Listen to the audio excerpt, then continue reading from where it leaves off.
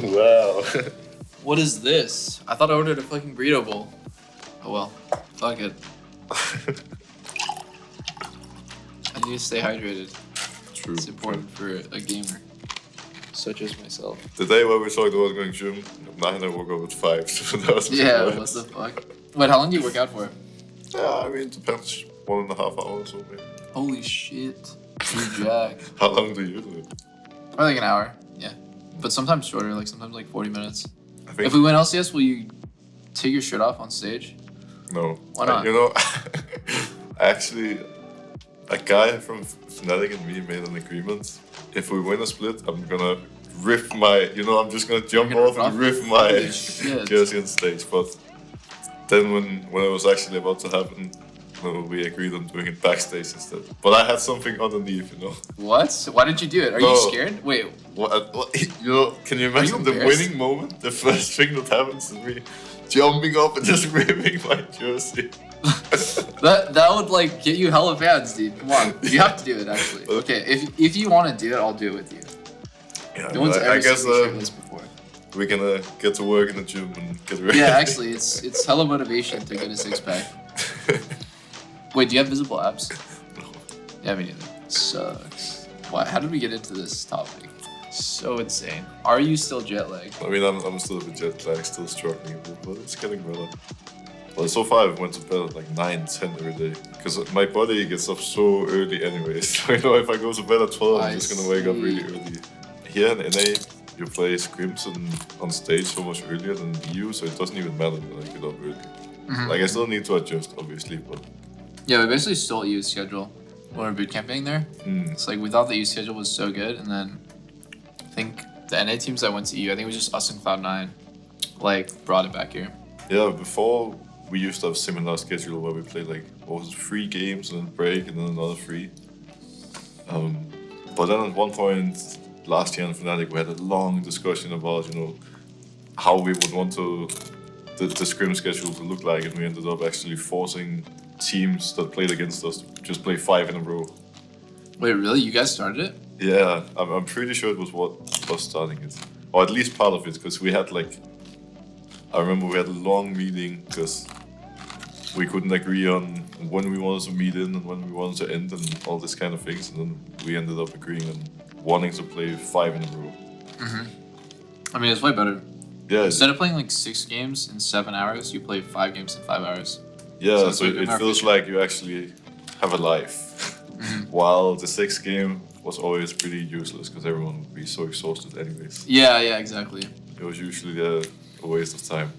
But like people in EU play way more solo queue than in NA overall. I feel like when we look at like the EU accounts, they're just spamming games last year. I think that's part of it. Because like last year we didn't have that schedule and it was like a lot harder. Yeah, for sure. No, but some EU players definitely just grind. I guess it's a bit different from person to person. I don't know. I don't really know much yet about how much NA players play solo queue and all this and what the difference is gonna be, but I'm topping the charts. just saving the energy for the end of the sprint. Exactly, dude. No, I don't know why. I've always like not played much solo queue except around Worlds and around usually like around like finals time. I just like get really nervous, so I just start spamming. Just I don't know, use my nerves, I guess. Yeah, I guess it makes sense. So are the rumors about NA players just partying all the time and chilling true? Oh yeah, we hella party. Yeah, that's not what I Every day, every day. Every party. day? Okay. No, I think spamming games is important, and then obviously like having some time to relax yourself is important. But I think there's like other ways of improving. Like I think at a certain point you're not gonna actually get better by spamming games. Like I wish at Worlds, everyone on the team, instead of playing as much, I wish that we had like watched other teams and like just like discussed what they were doing, because like we had problems playing like mid jungle. So I wish that we watched VODs of like Faker and Clid and all the best mid jungles, and we just spent a lot of time doing that, because even if Xmithie and Jensen like do it a lot more, I feel like it wouldn't have changed much. Yeah. They needed like some inspiration. So yeah, that makes sense. I feel like you want a bit of a middle ground between playing games, because you can obviously learn something playing the champ in terms of mechanics, but if you just do the same thing 100 games in a row, it's kind of pointless at the end, right? So I do think that makes sense. Everyone practices differently, but I definitely think there's like some problem when like you just absolutely refuse to like watch VODs and learn from other players. There's like so many players in LCS I feel like that are like that. They just like absolutely will not watch a VOD and like copy someone else or like get inspired by someone else. It feels like really weird like mentality, because when I was on CLG, we basically got good in season 5 by like just copying the Koreans. So I always at a certain point I realized like, oh, you have to know when someone's better than you and just kind of like learn a bit, but not like copy them, just like learn from that. Yeah, but even even if you're the best, you can still learn by watching other teams and get inspiration, right? Because there's so many different play styles, and I feel like if people realized earlier, like last year at Worlds, for example, how good FunPlus were, then if people realized in time that this style was actually legit, then maybe someone would have found a counter to actually beat them. But they just came up with this, and no one really took them serious before they eventually started smashing everyone in one Worlds, right? Yeah, I feel like everyone rated them as the worst. Everyone was scared of like RNG and IG and stuff, and they're like, people basically just didn't really care that FunPlus just won the split. Yeah, for sure, because I remember that after we lost to them, everyone was just saying that we were bad and Fnatic, just sucked, rather than FunPlus actually being really insane. Up until the point they 3-0'd G2 in the final. Yeah, like, it wasn't before they actually won Worlds that people took them seriously. Which actually, kind of weird to me. Yeah, actually, I remember that. I remember there was like the huge memes about Nemesis saying that like Doinby sucked or something. I'm like, what the fuck? Like, it's like so troll to like lose to someone and then say that that person was like really bad. That just feels like you're really salty.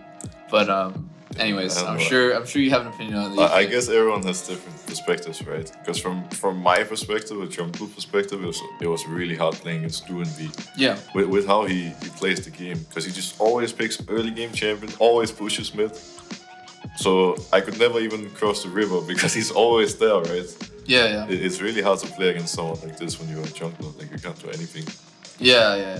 And then on the other side, it's just like, wow, this guy's like never in lane, so it's like so easy to lane against this him. This guy has so few minions. Like, what a move. No, I know how that feels actually. Like, I used to hella care about just like being higher CS than my opponent, and I would never move from my lane. And then people would be like, oh my god, it's like so hard to play against Sneaky. It's like so hard to play against these like other AD carries. I'm like, what? I'm like owning them in lane. Like, what do you mean it's hard to play against?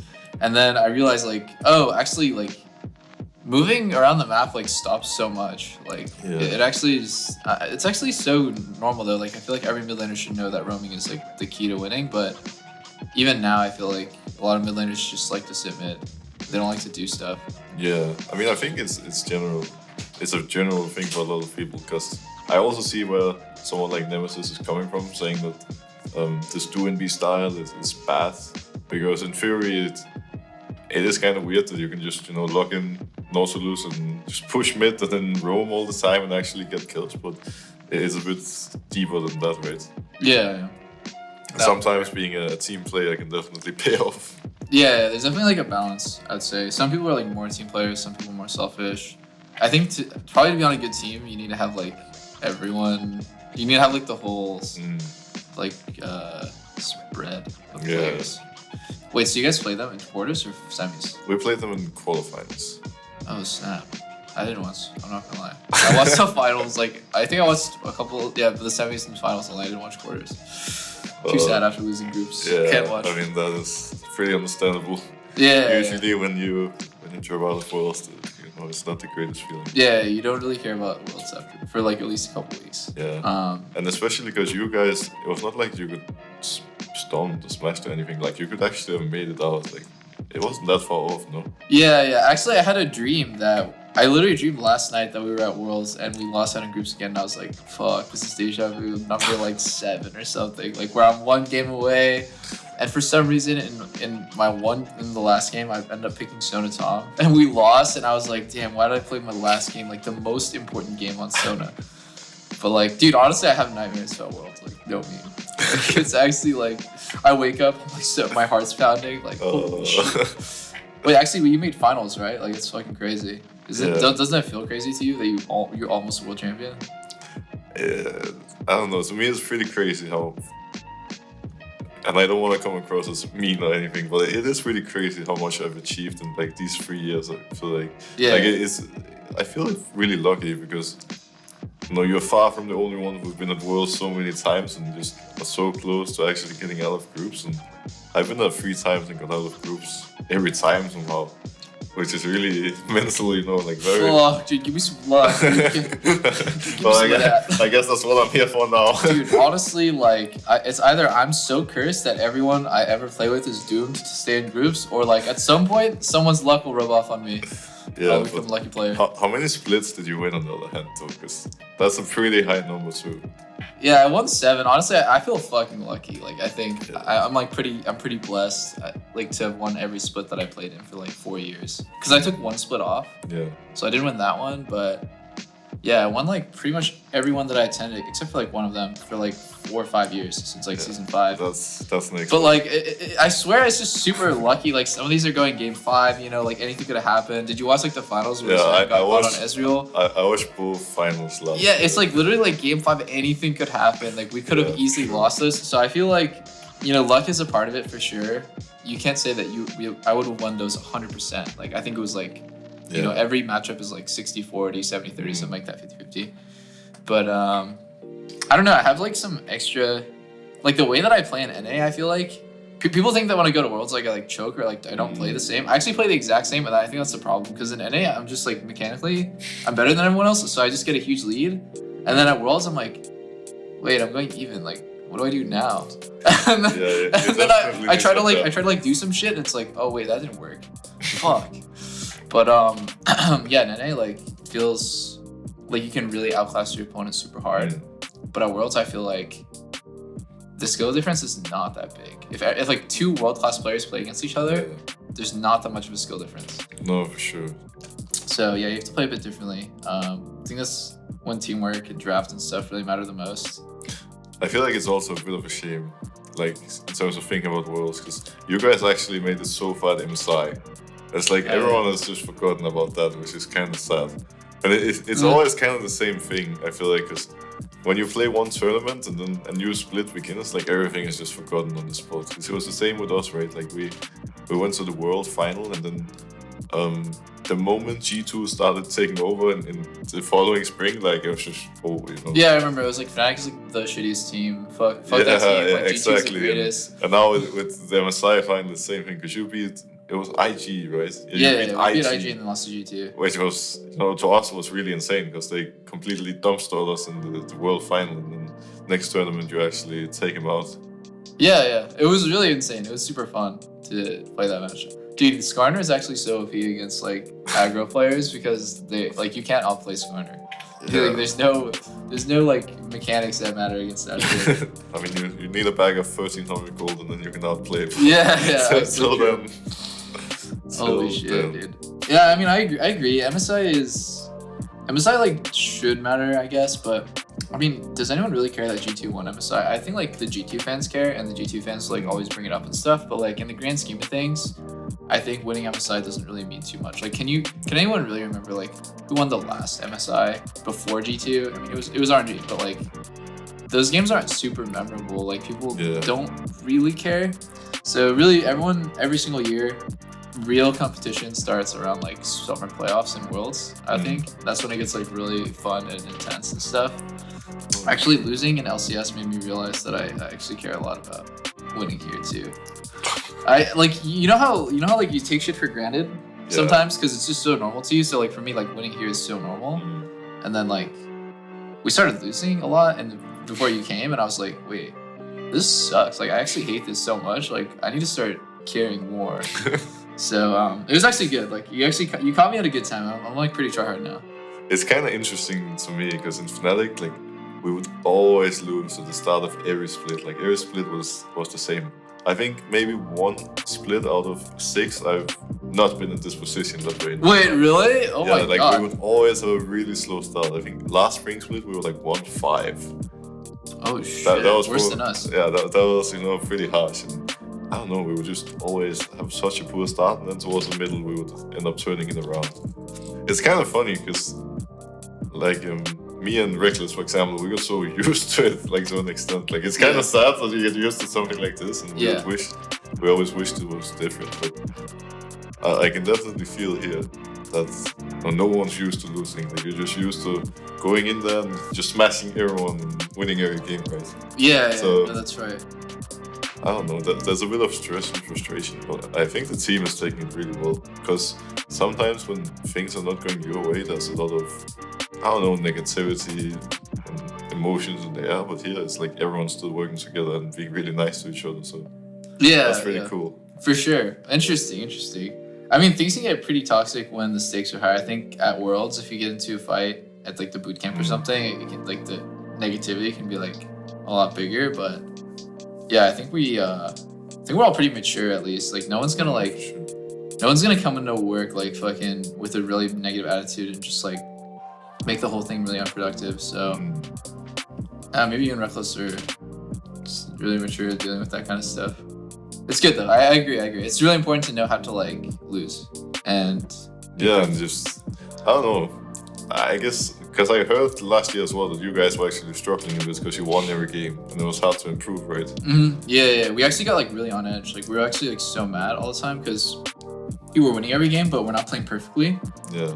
So then we start arguing about like the little stuff, like oh wow, if they play better here, like this could have been so bad, and then the argument's like, well, if they make this mistake, am I not supposed to play like that? Yeah, for sure. And then you just end up like arguing with your teammates about stuff that like isn't even happening in the game. You just start arguing about like hypothetical stuff, so everyone just kind of like hates each other a little bit. Yeah. So yeah, I mean like last year I think our win rate in scrims was probably, I would say like between like 60 and 70%. So we like won a lot.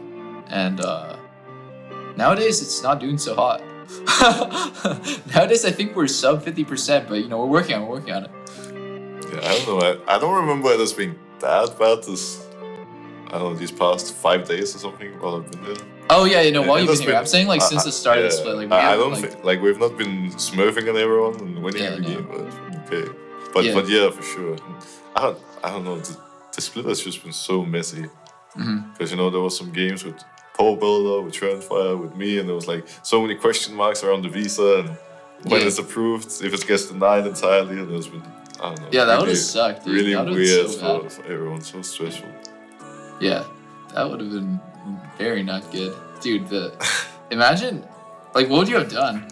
Dude, you're like, actually, I don't even want to, you probably would have, like, tried to join another team or something if, like, or, like, go back to, like, just stay in EU, obviously, if the visa got denied. But that's, like, pretty sad. You'd have to sit out, like, a whole split, not playing at all. Yeah, it was actually really scary because it kept getting delayed, and then eventually got to the point where it was almost like last chance of having to get it approved, right? Fortunately enough, it got approved, but I'm not even sure what exactly would happen if it didn't. Yeah. And it got to the point where I actually had to start thinking about like, oh, if it gets denied, like, what's gonna happen to me? Where am I gonna go? Am I gonna stay here? And I think what would happen would just be to restart the entire process, honestly, because I feel like ever since I signed my contract, I committed to TL. Wow, the loyalty. Like, well, yeah, I mean... Dude, I would have fucking dipped. but let's say, even in that case, like, where am I gonna go? Dude, I don't know. I'm sure some European team would have loved to play with you. Because I'm not, too interested in chilling at the bottom of the LCS, right? Like, I agree or in the LEC. That's not too interesting. Like, I really want to win. So I think what would have happened would probably be to just restart the process and wait it out and hope I actually would make it in time for playoffs or something. But yeah. I don't know. Like even thinking about it is kind of depressing. I'm happy I'm actually here. Yeah, I think without you, I don't know if we would have made playoffs, honestly. But I don't know.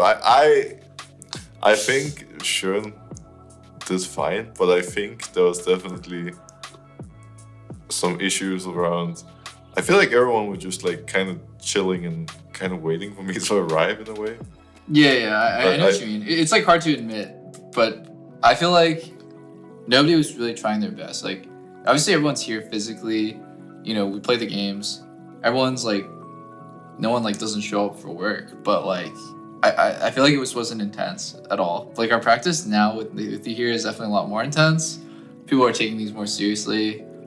It just feels better. there's just less mistakes, stuff like that. Also, I think one problem with our team with Sharon was Sharon would play one way in scrims, which would just be like animal, like bloodbath solo queue. And then we go on stage and it's like 0-0 game by like 20 minutes. And I think the controlled, like, you know, flowchart decisions, like, okay, they go here, I go here, this kind of like playstyle. He just like totally changed on stage. I understand why, like no one wants to like feed on stage, you know? I think it's hard as well.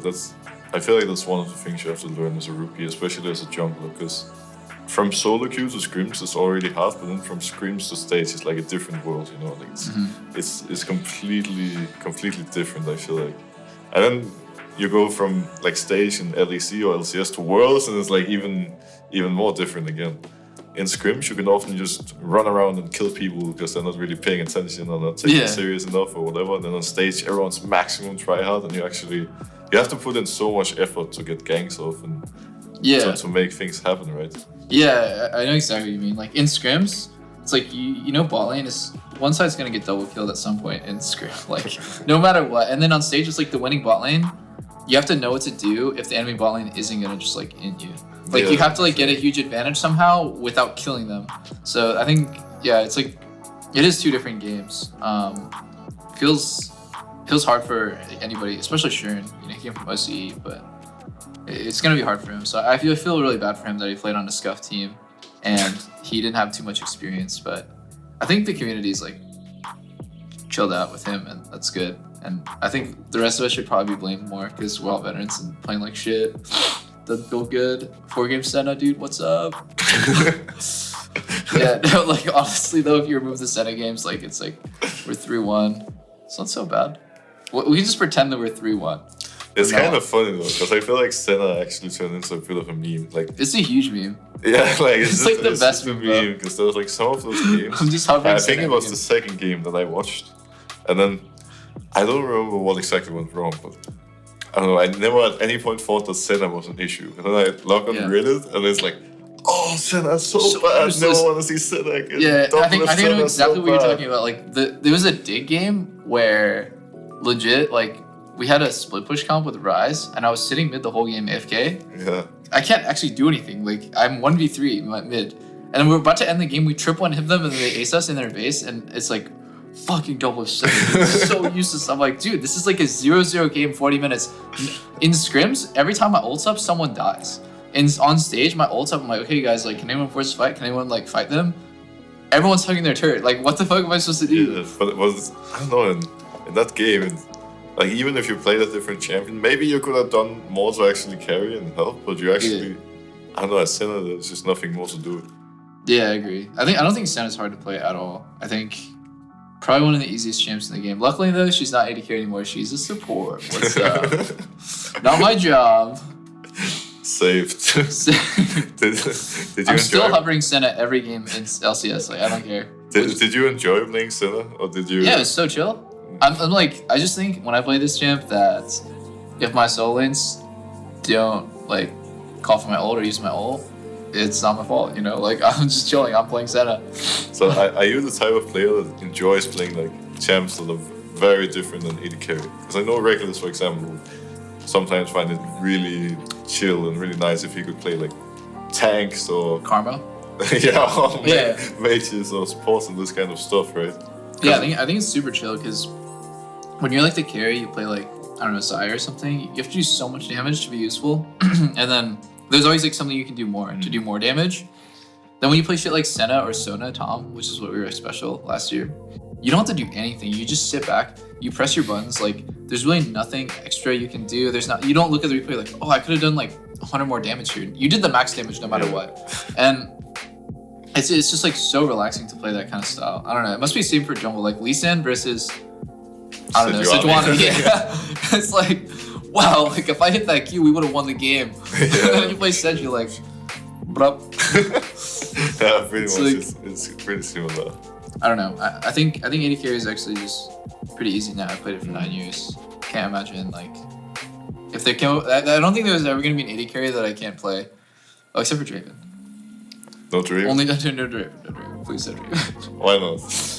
I have a mental block, I swear. So the story of Draven is every year I pick it up in scrims and I smurf. I'm actually so insane. And then we play one stage game with Draven, and everyone's like, fucking double with Draven, and we lose the game, and I'm like, all right, I guess next year. Next year's the year. Oh, you know, actually, whenever I play AD carry, my go-to is Draven. Really? Yeah, I really Holy love playing shit. Draven because it's like Mechanical. Yeah, because it's like Machine. really hard. You know, that's like one of the really hardcore AD carries. Yeah, he's so really it feels hard. like a cool challenge. You know? Yeah, he's cool. Wait, are you actually good? 1v1 me. Yeah, I guess. I'm actually so curious. Like, Well, I actually want to watch you play this champ. I Maybe I don't can know. learn from a master. I would do with Huli sometimes, and sometimes I would end up being also full AD carry, and I would lock in Draven. And you know, sometimes it would go alright, and then sometimes, you know, after a game, he would say, maybe you shouldn't play Draven. Holy shit, that's, You know, in a really that's very nice. In a really nice way. That's really nice. Like, Wow. He would put it in a nice way, like maybe Draven is not for you. Wow, dude. Core is way more toxic than that. That's like Really? that's like next level EU niceness. What does he tell you? Damn, I If- thought if, Europeans were toxic. if you look at Draven, what is he telling you? He usually says like, "What's this?" or "My eyes." He actually stole a bunch of memes from everyone else, but like, we're pretty toxic to each other, low key. It's all just jokes, though. It's cool. When I play Mages in solo queue, and you're on my team, you better dodge. You better fucking dodge if you care about LP. I'm running it down. What mages could that be? What mages? Like I remember I played Veigar so much at Worlds because like Veigar Pike was kind of meta. I probably played like 20 games. I had like a 30% win rate, and like at a certain point, like I just felt bad for my teammates. But at the end, my Veigar became good. So you know, practice makes perfect, guys. Never give up. Was it the only Vega or some other spicy stuff as well? At Worlds this year. Was the Karma, the Garen Yumi? Ooh, did play some Garen Yumi. Yeah, I talked to Veigar V2. You know that guy? Yeah. That guy's a master theory crafter. He said like Guardian Garen with all this other shit. So I tried it. It was really good. But then our team couldn't win with Garen because our team sucked at winning the game before like 20 minutes. Well, I guess it's also pretty hard if you're purely playing through bot and your bot lane looks at Garen Yumi. Like, Yeah, Kind exactly. of removes the purpose of your team, Yeah. right? Yeah, exactly. I don't know. It's so weird. Every single year, the problem is our team. We're like, dude, we only play through bot lane. This is a huge problem. Everyone's like, yeah. It's like, okay, let's try a different style. Everyone's like, okay. Then we go into scrims to get shit on every single game, try something else, and then we're just always go back to playing through bot lane. Like, what the fuck? I mean, I'm not gonna complain, but it's like really weird, actually. Well, I guess we'll see. If We will this see. year is We will gonna see. be This the year's same gonna be or not. different. This year's gotta be different. I know. It was kind of funny because in one of the games, I think it was the second game. Yeah, the second game, I ganked top at one point, and then I saw like a Reddit thread after, and some person was like, "Oh, Impact got a gank. Good for him." Holy shit, dude, that's so sad. So true. Impact's never seen the jungler before. He thought there was a 4v4 game. No, like, yeah, I feel bad for whoever has the top lane for me.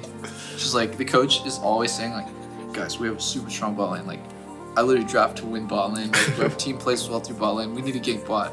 And then Impact's like, wait, what the fuck? Like, what do I do? Like, what about me? No, that feels bad. I think, honestly though, like, wait, on Fnatic, you guys played through bot, or? I feel like you guys I did. feel like it was different depending on.